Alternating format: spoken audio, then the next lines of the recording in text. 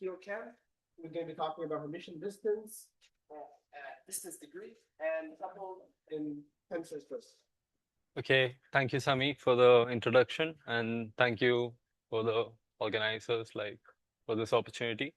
So I want to talk about Hermitian distance degree. So before I do that, I'm gonna talk about Euclidean distance degree, and this is like the main motivation for studying Hermitian distance degree. And then I'll define what Hermitian distance degree is, talk a little bit about how these distance degrees are related to singular vectors and such. And then I give you a concrete example with the Veronese. Okay. So what is the basic question? You have like a variety and you have a data point and you want to study smooth critical points of the Euclidean distance function. So for example, here you have u and then you have these two farthest and nearest point.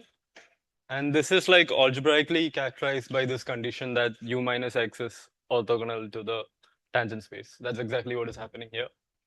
And in general, for a generic point, the number of complex critical points is going to be constant. And this is what is called the Euclidean distance degree. So for example, for the circle, you have two critical points here, and the ED degree is just two. Okay. So notice that I said number of complex critical points. So what about the real critical points? So the real critical points can change depending on where your data point is going to lie in your ambient space. So for example, here this point U2 is going to have three real critical points onto the parabola, but this point U1 is only going to have one real critical point. So usually what happens is like your ambient space, it gets split into chambers by some sort of discriminant. And depending on which chamber your data point is going to lie on, the number of real critical points can change. So this is the two most important ideas that you need for this talk, basically. And the rest is going to be like followable, I guess. Okay. So naturally, I want to extend this notion to Hermitian distance, right? I mean, mathematically, it's interesting. And also, like, as Sami said, like, these are like related to studying, like, maybe how geometrically entangled the state is by like looking at the minimum distance to the pure separable states or Segre or the product of spheres or whatever, you know. So what is a Hermitian distance? It's just a distance which comes from a Hermitian inner product. And we have like a same kind of condition that it's the difference vector should be like orthogonal to the tangent space. But now we have complex orthogonality. So what's the problem here? The problem is that these equations, they involve conjugation. And conjugation, we know that it's not a holomorphic map. So we cannot really use a lot of tools from algebraic geometry to work with these kind of things. So what can we do? We just replace this conjugate variables by some independent variables. Yeah. Okay. But this is kind of like cheating, you know, because now we get like two counts. One is the actual count and one is like the virtual count. So the virtual count is just like what you get when you view these independent variables as just independent. But the actual solutions, they should like also like follow some conjugacy relations, right? And okay. So I wanted to think about this virtual HD degree that I call here as an ED degree, but with ED degree of a variety which has like double the number of variables, like say it's defined by double the number of variables. And this Hermitian distance degree as like the number of real critical points which can change in this doubled system, let's say. Okay, and we know that the real critical points are going to be less than the virtual, blah, blah, blah, you know. Okay. So Any questions so far? All good? So, sorry? Yeah, because here the solutions we get by getting replacing these conjugates by like some independent variables, right? But when we do this, like we are just like getting extra solutions or like extra critical points. So, but these are not actual solutions we want, because we want these solutions to also like uh, obey these conjugacy conditions. They want to be coming from actual condition that V is U dual, like, and W is not U dual, U conjugate, and W is Z conjugate. That's why I say it's cheating. Okay, good. So also we can ask if the Euclidean distance degree of a variety is just related to the Hermitian distance degree or the virtual Hermitian distance degree. But the answer is kind of like no, because we don't really know. Like it feels to me like they are like very two independent problems. So as you can see here, the Hermitian distance degree is like something which changes chamber-wise. So it's like a subset of integers. And the virtual is like a one single integer. And also another interesting question that you can ask is like, is the maximum of the Hermitian distance degree ever going to be equal to the virtual? In the first two examples, it's not the case. But in the last two examples, which are like tensor spaces, it turns out for these examples, at least they're true. The maximum of the Hermitian distance degree is equal to the virtual. And this notion, this virtual Hermitian distance degree and HT degree, these are like fairly new things. Like the paper on this came last year, I think. Okay. So now we want to study metric spaces or like tensor spaces and such. So I have this result for unitary invariant matrix varieties. I mean, this slide looks quite complicated, but I'm gonna explain this to you. So basically, the idea is like you have some matrix variety which is invariant under unitary action, and for this variety, we can easily understand how the Hermitian distance degree behaves. So it reduces to a problem of singular values, basically. So I hope everybody can kind of see this more or less. You have your matrix variety M, and then you have this real diagonals, and this is all contained in the space of n cross. Okay, here I used n cross n matrices just for simplicity, but you can like extrapolate the same things for n cross t as well. So you have these real diagonals. Suppose this is our data point now, and I want to look at the critical points to this variety M.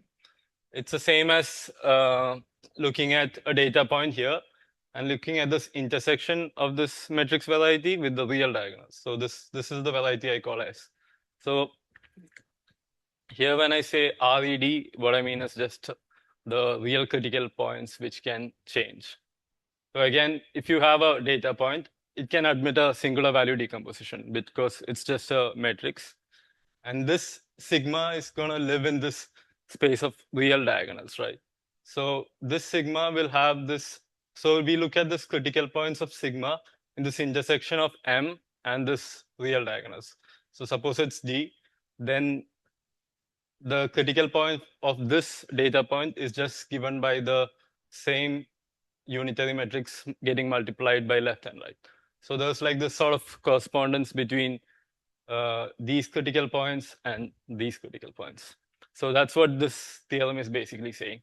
So for example, if you have a matrix variety of fixed rank, this singular values are just going to be union of some coordinate subspaces and such. So these are like something you can understand. Okay. Any question on this?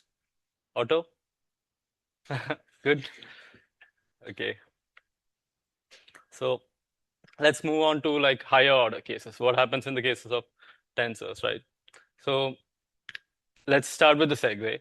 because that's everybody's favorite tensor variety, maybe. Like, I don't know, maybe not Orioles because he likes the Catcus.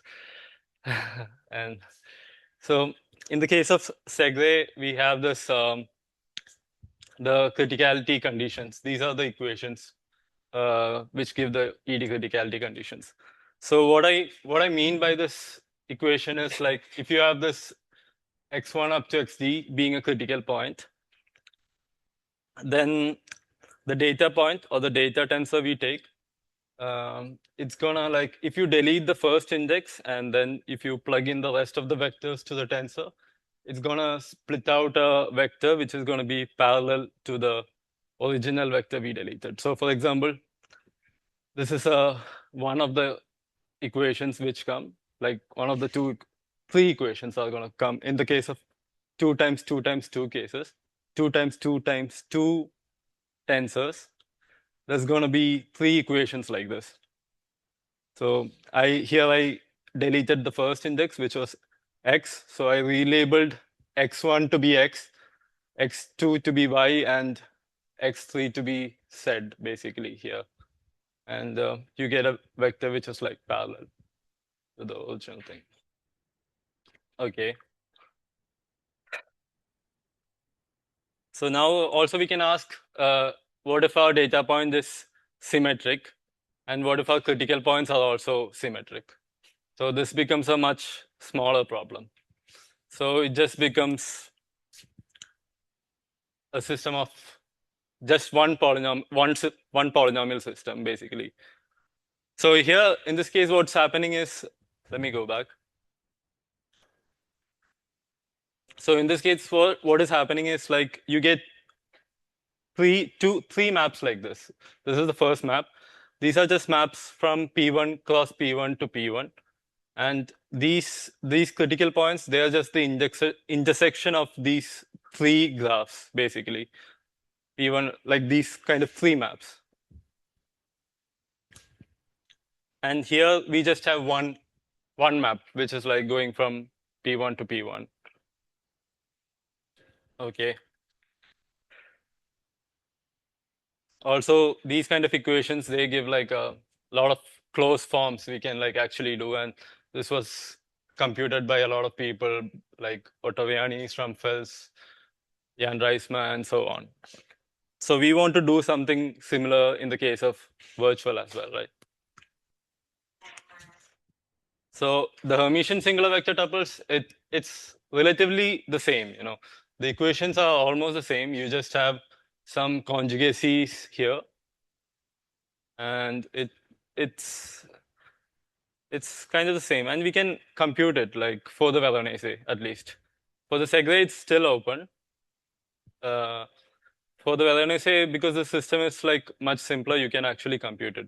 You can just take two independent tensors, u and v, which plays a role, one being the conjugate of the other, and then you solve the system which comes from both of them. So these live in like a product of projective spaces, product of two independent copies of the projective space. And both of these define like degree d-1 regular maps from projective spaces. So in the case of a binary cubic, just like I told you before, it's just going to give you these two maps.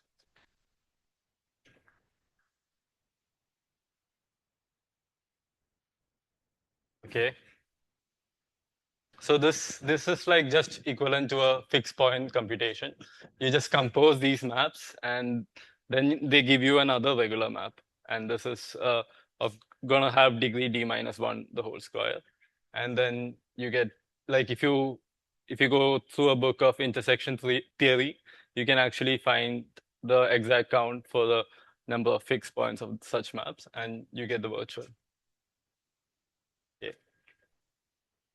So what about the Hermitian distance degree? Right now, I got the virtual of the Veronese. I want to understand if the Hermitian distance degree, the bound is going to be sharp with the virtual. In the Euclidean case, there's this result by Kashgali, which says that if you have a data point, sorry, you can pick a data point such that you get all real critical points. That essentially translates to HT case in our case. Like there's the virtual and there's the HT. So the real ED behaves like the HD and the ED is just like the virtual. So in the Euclidean case, there's this result that you can always pick real eigenpoints. But turns out this is not the case in the Hermitian case because there's this bound on harmonic equations that are like equations which involve conjugacy, like univariate polynomials which involve conjugacy, and it's actually this bound which is given by phi d minus 10, and so this bound is always going to be small. Like the HT degree is going to be always going to be smaller than the virtual in the case of d greater than or equal to 5 for binary forms. Okay, so I'm almost done here. So what is the main message here? There's the two counts. One is the virtual, and one is the Hermitian distance degree. And we have an explicit formula for the Veronese for what the virtual is. And even though the Euclidean problem, like we get like real critical points always, it's not the case for the Hermitian problem. And what are some future directions for this? So we can identify how many chambers there are for these kind of real critical points. And VHD for the Segre is still open. And when does Hermitian distance degree equal to the virtual? Or even when the real Euclidean distance degree is going to be equal to the Euclidean distance degree. Okay, and these are some references. Okay, thank you.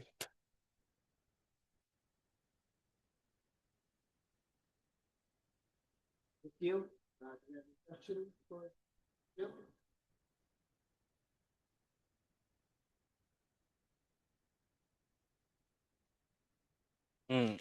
I mean, in this kind of case, like the degree and the ED degree is kind of like related, I feel like, because you're kind of looking at some kind of intersection of a linear space. But I think also I'm not sure about this actually. Like I think there might be relation. I mean, for the Hermitian case, I don't know, but maybe in the Euclidean case, there might be some relations. I think there might be like other people better than me to answer this question. Other questions? I have one actually. Can you go back? You said that said here in this case, that strict, how bad this gap can be between the two. Yeah, this one goes quadratically, and this one is just linear. So in some cases you tested, it's bad, or I haven't tested anything like it's just a theoretical inference, I guess. Yeah.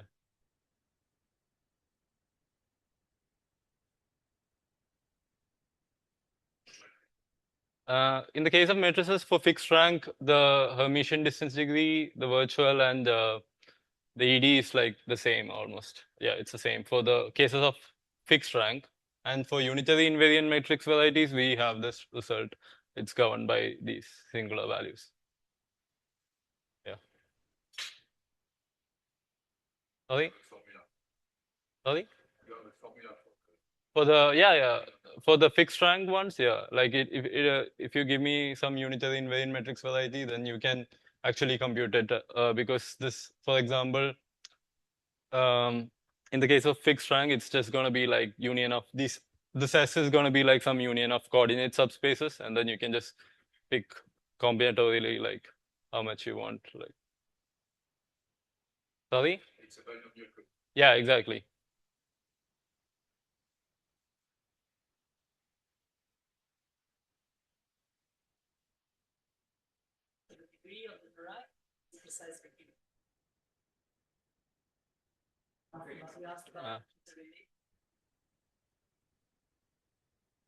Okay.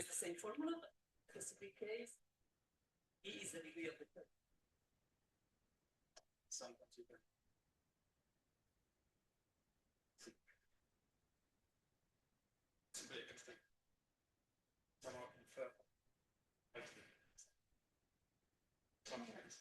In that case, it depends only on the degree. This is in the case that we're not saying that Yeah. this binomial Mhm. coefficient for Yeah, the degree, and then like for the varieties, that's some crazy product. So,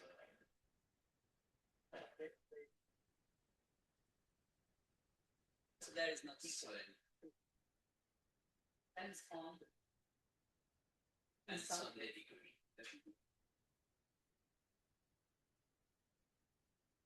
I mean, this is basically like you can restrict to the case of matrices also, right? Like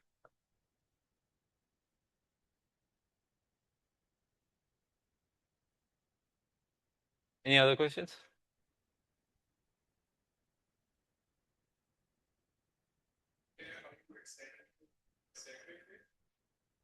Yeah, the like you can look at this as like some kind of graphs in the case of just like how these are like intersection of some graphs in P1 cross P1 cross P1.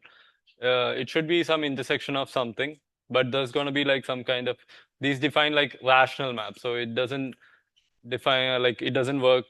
It doesn't behave as well as like in the symmetric case where they just define regular maps. So.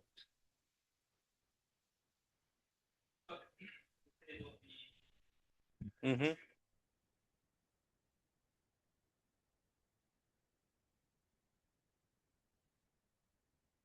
So you want to say model is like the associated value, I guess? Yeah. How much of this thing? I mean, these two are done. This is done. This is still not done. Yeah, but yeah, even binary segue, like we don't have a like. I mean, it's. I feel like it's doable, but yeah. Any other questions? Let's thank